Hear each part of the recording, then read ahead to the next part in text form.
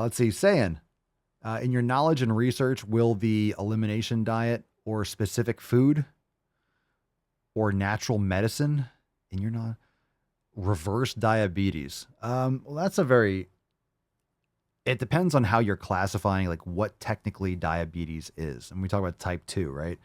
So I think it depends on like what you call like technical, like what levels, whether it's A1C and X, Y, and Z would technically classify. I do know people. We've had people in the Swole fam that were like diagnosed with diabetes and did this kind of stuff, and they didn't have it anymore. I think everyone's different. It depends on how long your body has been under this kind of barrage of garbage food or constant like sugar levels and what your metabolic function. I think some people have the ability to be a little bit more metabolically flexible, like fix their problems, and other people could be genetics, like that could be. And this is where it comes into the conversation when it comes to genetics. When people say, "Well, it's my genetics," it's something the other.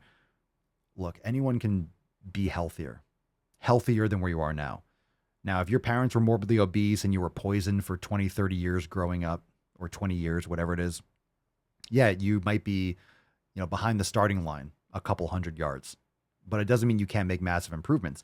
And you might be more predisposed to storing extra body fat. That doesn't mean you can't get rid of the body fat that you have. It doesn't mean you can't make massive improvements. It just might mean that you have to be much more vigilant in your approach because of your parents, because of your upbringing, going through puberty and all these different things while you're morbidly obese, going through these hormonal changes, which really imprints hard. It's very hard to undo that shit when you're like obese when you're a child. So I think it really depends on a lot of those other things, but it's definitely possible.